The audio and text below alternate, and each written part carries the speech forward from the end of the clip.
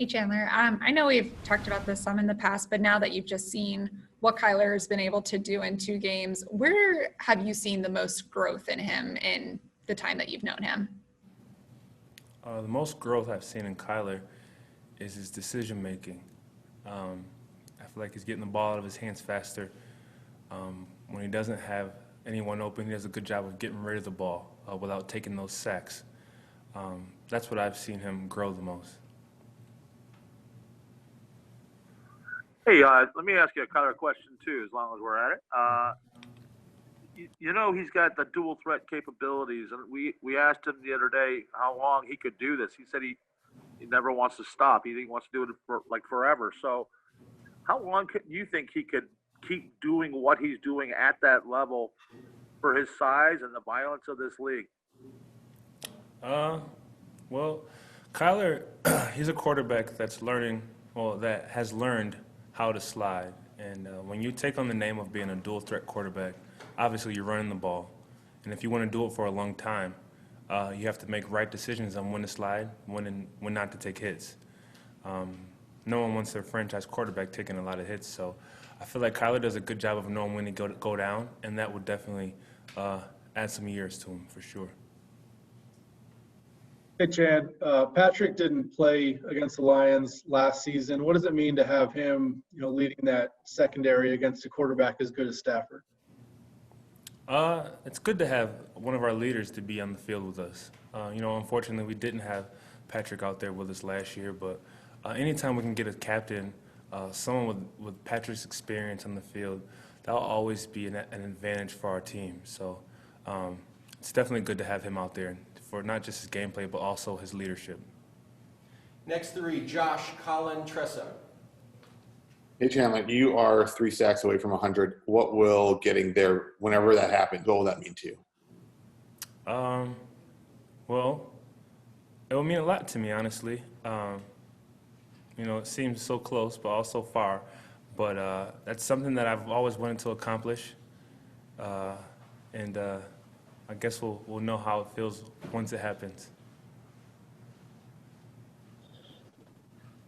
Hey, Chandler, what do you attribute to the defense's ability to get off the field on third down this year as opposed to last year, I guess, the change there? Ask that one more time, sorry. Sorry, I'm looking out. What do you attribute this year to the defense being able to get off the field on third down? That's something you guys struggled a bit with last year. Guys executing, honestly. Guys are doing what the coaches are asked. Guys are buying into the play calling. But I feel like the most important factor is just execution. We're drawing up X's and O's, and the guys are doing it. So it's definitely showing on the field. Hi, Chandler. Thank you for your time. I wanted to ask you a little bit about kind of the difference of records right now. 2-0 for your team, and then the Lions are 0-2. How do you kind of combat that and know what they're going to be looking for in this matchup?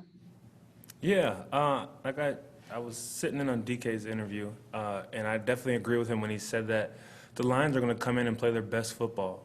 I feel like this team's going to come out here and play hard. They're getting some of their key players back onto the team, and they're back healthy. So we're going to have to play our best football in order to beat this team, and that's what we're going to try to do on Sunday. Next up, David, Jarrett, Catherine. Hey, Chandler, I was curious. I know you've been, on some really, really good teams in your career, and then you've been on some kind of bad teams in your career. And just in your experience, what comes first, the winning and then comes confidence, or you get confident and a better attitude and then you start winning? What is it in your experience? Honestly, it depends on how you're winning, and that's how you gauge it. If you're blowing teams out, obviously you're going to be very confident. But you never want to, get too high on yourself. Like DK said previously, you're never too high, you're never too low. You kind of just want to be smooth sailing. And that's our leader's job, and that's the coach's job, to make sure we're not peaking too soon. And I think we're doing a good job right now. Hey, Chandler, Jared Bell here. Speaking of coaching, Vance Joseph, in his second year as coordinator, can you shed some light on the growth that he's had in learning this defense, putting it together, putting his stamp on it? What's different now than last year? Well, one thing that Vance Joseph that he has improved on is just learning his players. You know, I know it's a bit tough your first year on the team. You know, you kind of got to get a feel for your guys and get a feel for your tools and the roster. But I feel like this year Vance Joseph has gotten better at learning to work with what he has and learning his players ultimately. And the same thing, it works hand in hand. The players are learning him as well, and then we're starting to get a nick for what he likes to call and what he likes to do in certain situations. So, but one thing I do admire about him is he's starting to really learn the roster. Chandler, you mentioned that you were in here for some of DK's interview. He had 3 sacks on Kyler last year. Where do you see the balance of, okay, Kyler was a rookie, he was still working through some things, but also Devon's a really talented player and was going to get some of those either way? Of course. Well, I do remember that game, and I remember being upset that DK had such a good game against us. Because, you know, that ultimately that's helping their team. You know, I think we tied last year, didn't we? It was a tie. But maybe if DK didn't get all those sacks, we wouldn't have tied. But, you know, that works hand in hand. You know, DK showed great hustle and great gameplay by getting those sacks. But also on the other side of it, Tyler, there was a few plays I feel like Tyler could have thrown the ball away. So that's where Kyler has grown ultimately, is, you know, getting rid of the ball and not, you know, taking those sacks. And as far as DK's 3 sacks, I'm glad he's on our side now. So it's advantageous for both of us. We'll wrap it up with the last 4. Jim, Tressa, Howard, Greg. Hey, Chandler, I wonder if you can speak on Kelvin Beachum a little bit. What do you like about his game, and how has he been as a teammate since he's come over? Kelvin Beachum, he's a veteran player. We both actually came into the NFL at the same time. We're both class of 2012. And he's a guy that can actually play anywhere in the offensive line. And having a guy on our team like Kelvin Beachum would be really good to have. And he does a good job, you know, going against me in practice. You know, he gives me different looks and he helps me out a lot.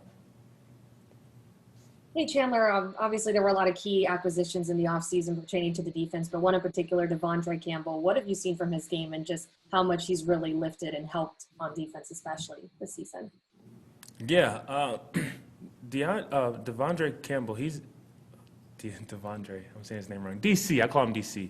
He's been doing a tremendous job. You know, if you can see the last game, you know, the quarterback tried him in the pass game a few times, and he made tremendous plays. So I feel like he's an all-around linebacker. He can stop the run. He can play pass coverage. And I'm glad that he's on our team, for sure. And like I said, he's been playing very well for us, and hopefully, you know, he can have a big game again on Sunday. Chandler, yesterday, Corey Peters talked about the lack of selfishness of a lot of players on the roster, and that the leaders set that standard. How important is that? Do you agree with him? And how important is that for a team, especially a team that has a mix of veterans and young players? Yeah, I feel like our leaders do a good job of leading by example, and Corey Peters is one of them. It's funny when you say Corey Peters and you talk about gameplay. When we have our grades at the end of the games, I don't think Corey's ever had a negative grade in football. He's a guy that's always where he's supposed to be, and you have younger guys in his rooms that are watching him and looking after him. So he's a guy that definitely leads by example, and it's a pleasure to have him on our team.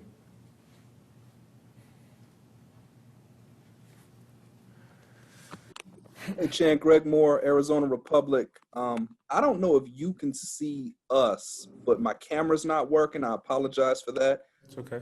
I'm curious, man, about when you first fell in love with football. When did you first kind of realize, yo, I'm pretty good at this, I can make a living at this, and I love this as much as I love anything?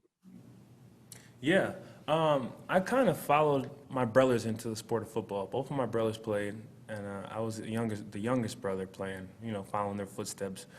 But when I thought that I could actually make a living, it wasn't until maybe my sophomore or junior year of college football. That's when the scouts began to come into the practice, and I was hearing rumors that the scouts were looking at me and they're there to see me. And I was like, oh, wow, I probably could play in the NFL one day. So that's when I realized that I could make a living after playing pro football.